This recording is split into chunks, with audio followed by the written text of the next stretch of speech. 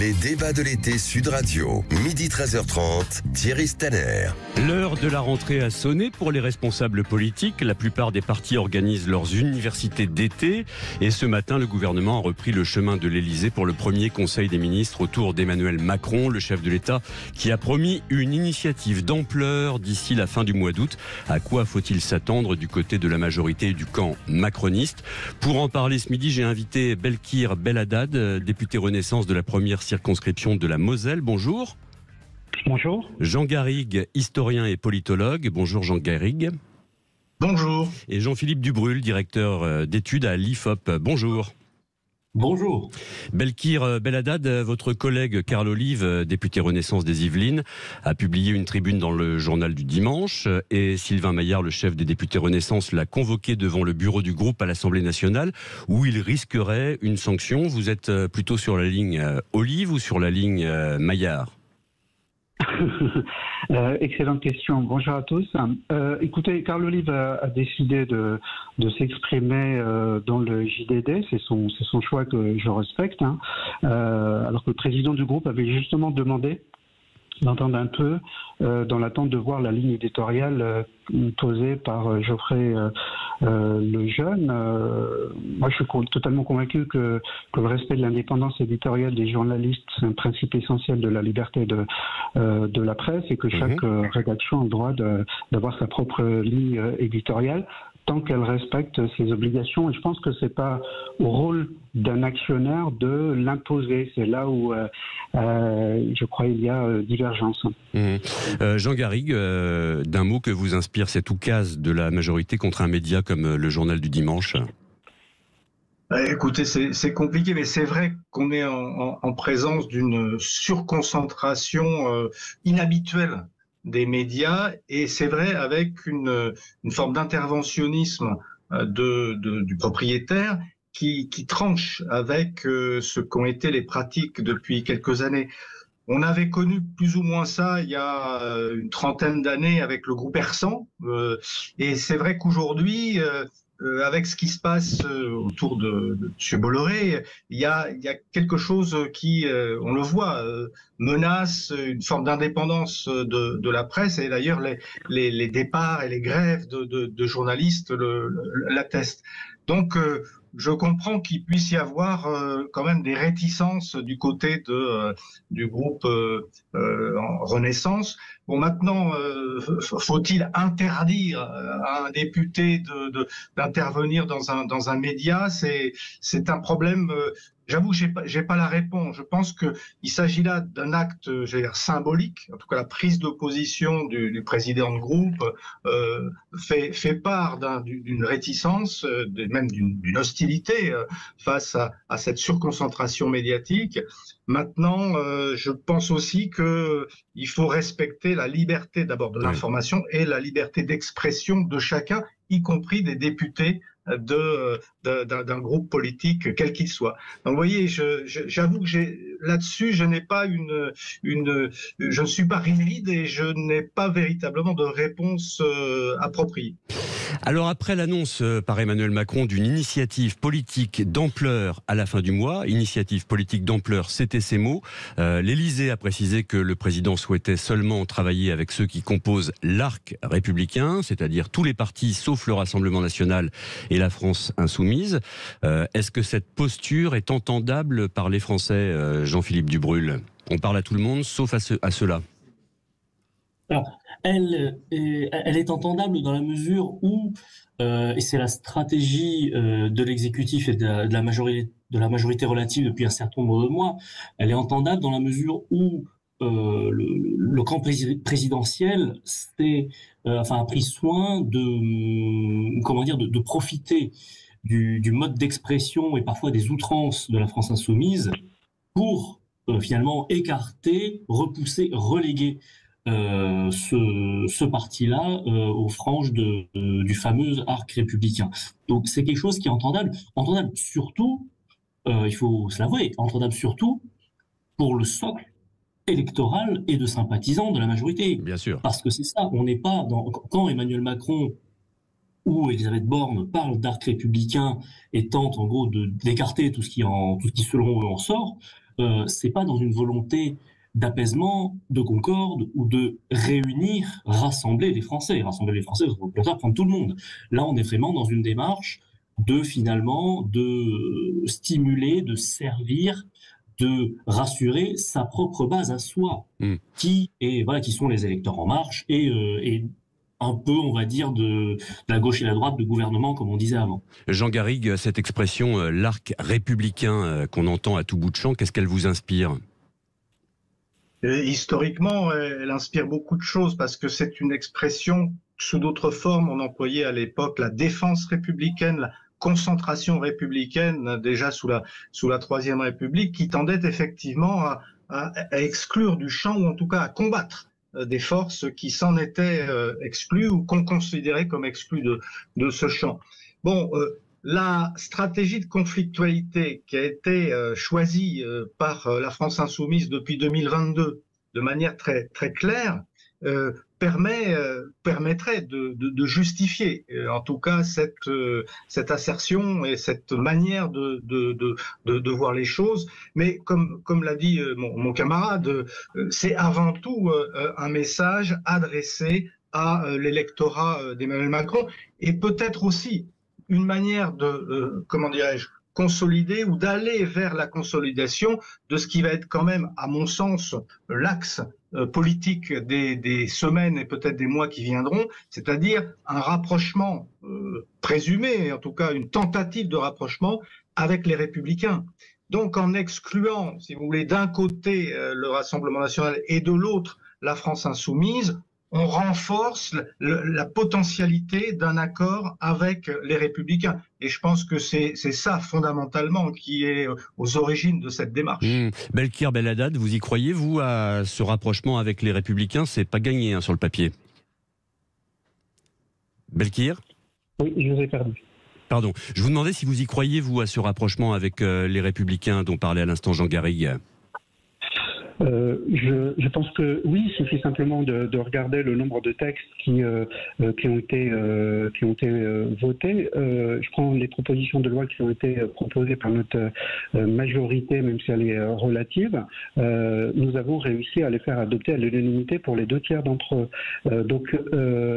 Et je ne parle pas de ceux qui ont été proposés par nos oppositions constructives. Donc ça veut dire qu'il y a une voie possible pour travailler avec les Républicains, mais pas que. Hein. Et je crois que dans une société où beaucoup appellent à la radicalité, il est encore heureux que des voix comme celle du président se fassent entendre. Bon, c'est vrai qu'il a l'habitude de dire la vérité aux Français, c'est important, même quand elle n'est pas toujours agréable à le dire. Et la position de la majorité, c'est de refuser toutes ces outrances et les propos caricaturaux qui effectivement sont un contrepoint à certaines outrances largement développées par les extrêmes qui ont été évoquées tout à l'heure.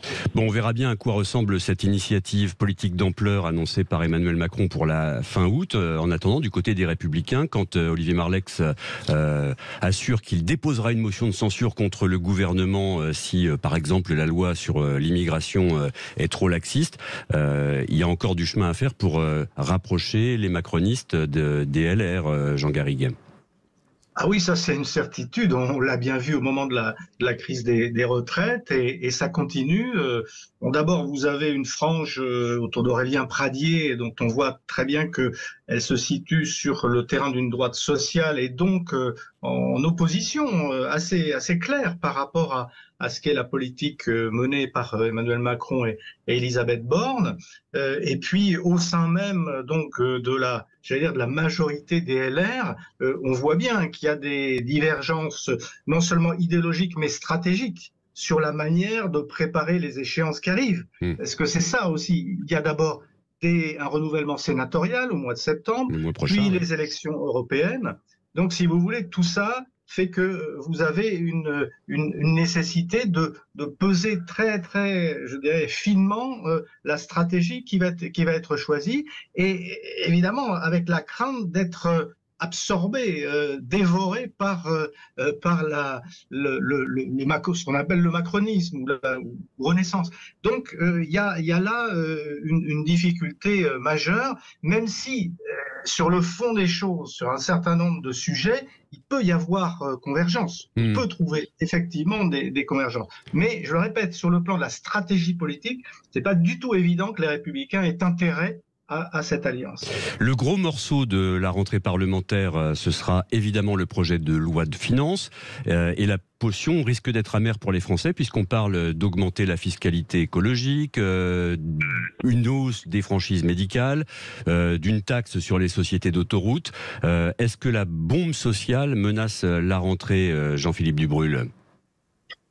Assez clairement, puisqu'on est quand même dans une période depuis un bon moment d'inflation généralisée. Tous les indicateurs montrent que d'année en année, les budgets ont augmenté. Dernièrement, ce qui est sorti, c'est le coût de la vie pour un étudiant, par exemple, je crois qu'il a pris quasiment une dizaine de %. Donc, tous les Français, toutes les catégories de Français éprouvent cette inflation-là, et autant ça fait un certain nombre d'années qu'on a eu, en tout cas que dans nos enquêtes, on n'a pas eu de retour des Français de leur part vis-à-vis d'un sentiment de matraquage fiscal. C'était très prégnant sous le quinquennat Hollande, par exemple, le sentiment de matraquage fiscal. Et c'est quelque chose qui, depuis l'élection d'Emmanuel Macron, en 2017, donc la première, c'est quelque chose qu'on n'a pas retrouvé dans les discours. Et le risque là, c'est de déclencher ça avec toutes ces augmentations-là, et sans parler des quelques bruits ou rumeurs sur d'éventuelles augmentations particulièrement salées de diverses taxes. Tout ça déjà rompt quelque part avec le climat fiscal, on va dire, qu'avait instauré Emmanuel Macron, mais ça tombe surtout au plus mauvais moment possible. Voilà, on est dans une période d'inflation. S'il y a un moment où peut-être il fallait y aller mollo pour parler familièrement, c'est pendant cette période-là. Oui, là, ça va au-delà de la fin du quoi qu'il en coûte. Belkir Belhaddad, est-ce que vous craignez aussi cette bombe sociale ? Est-ce que le gouvernement est réduit à toujours trouver des solutions en augmentant les taxes pour réduire le déficit ? C'est une vraie inquiétude que je partage, même si le pic de l'inflation semble être derrière nous, mais il est relativement, haut. Les prix vont pas rebaisser. Oui, tout à fait. Et je dirais que la hausse des prix continue d'avoir un impact sur le pouvoir d'achat des ménages français, et notamment les plus modestes. C'est tout à fait clair.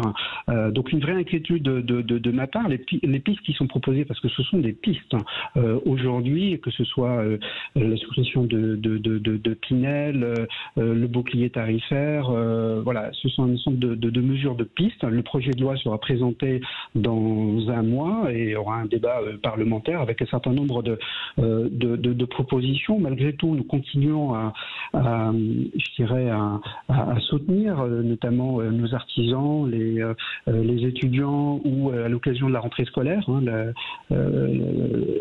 l'allocation de rentrée scolaire qui vient d'être versée, c'est pratiquement 400 € en moyenne par enfant. Oui, mais avec le prix des fournitures qui a augmenté de 11%. Oui, tout à fait, mais on ne peut pas compenser la totalité ou le repas à 1 € pour les étudiants. Et je dirais que nos axes de travail doivent s'orienter vers la recherche d'une souveraineté à la fois alimentaire, une production décarbonée, travailler sur la qualité de l'alimentation dans les cantines scolaires, lutter contre l'obésité ou la sédentarité. Là, ce sont des enjeux majeurs qui doivent orienter à la fois notre politique fiscale et autres politiques qui doivent nous amener à faire en sorte d'atténuer ces effets-là sur les Français les plus fragiles. Je rajoute que les industriels et la grande distribution doivent également faire des efforts sur leurs marges. On l'a constaté, il ne doit pas y avoir de profiteurs de crise. Il est hors de question qu'on puisse l'accepter. Vous restez avec nous tous les trois. On poursuit cet échange dans un instant après la pause. Et bien sûr, nos auditeurs nous appellent au 0826 300 300. À tout de suite dans les débats de l'été. Les débats de l'été Sud Radio, midi 13h30, Thierry Stenner. Les dossiers chauds de la rentrée pour Emmanuel Macron, le gouvernement et la majorité présidentielle. On en parle dans les débats de l'été avec Belkir Belhaddad, député Renaissance de Moselle, Jean Garrigue, historien et politologue, Jean-Philippe Dubrulle, directeur d'études à l'IFOP. Et avec vous, chers auditeurs, Olivier, vous nous appelez de Beaucaire. Soyez le bienvenu. C'est ça, je vous appelle de Beaucaire. Je voulais intervenir.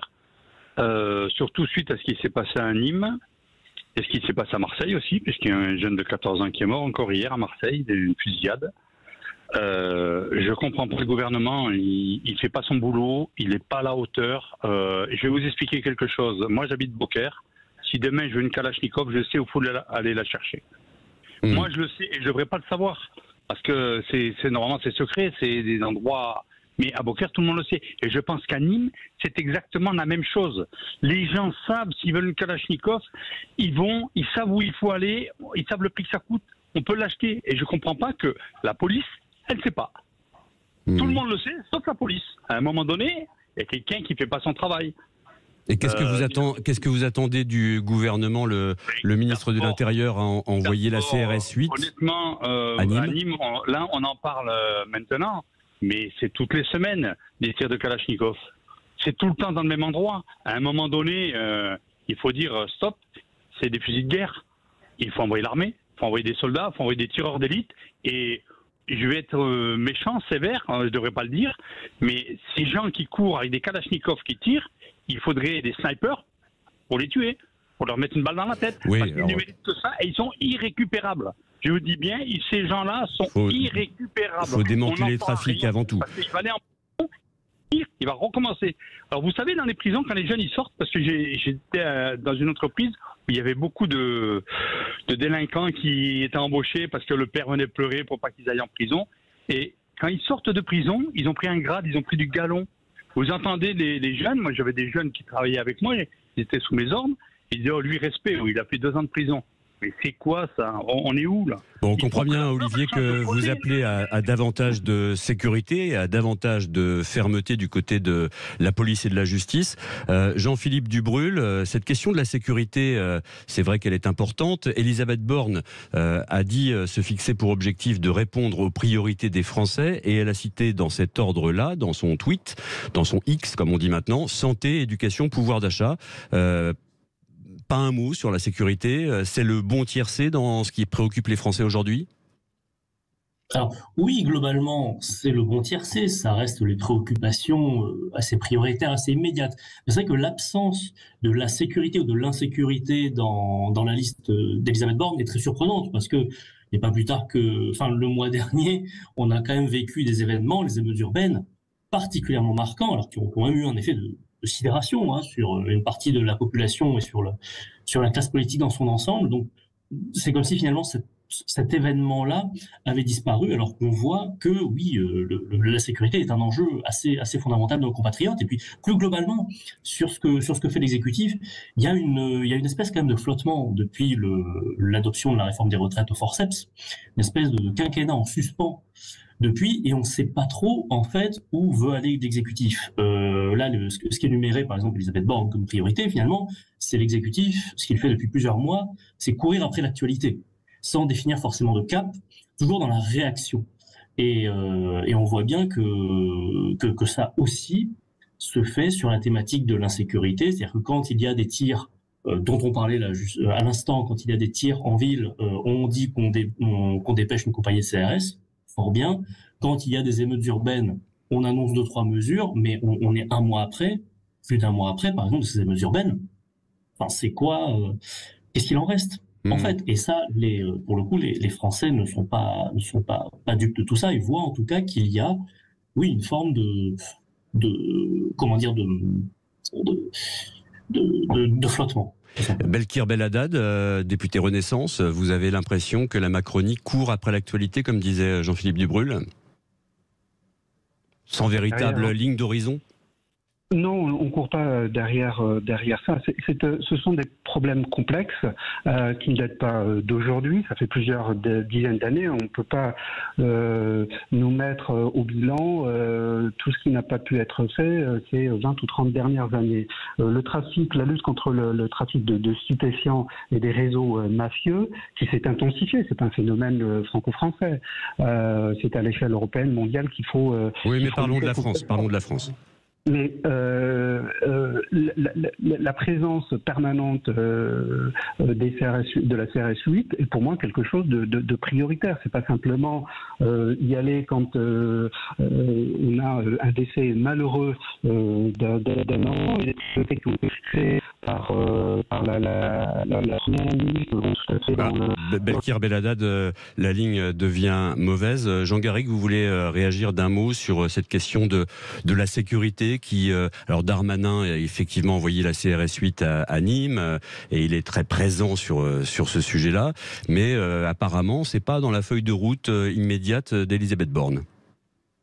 Oui, d'un mot, il faut reconnaître que ces problèmes-là et, je dirais, cette gestion au coup par coup et par réaction des questions de sécurité notamment, c'est pas nouveau du tout. C'était pareil du temps de François Hollande, c'était pareil du temps de Nicolas Sarkozy, en dépit des promesses qui avaient été faites, le Karcher, etc.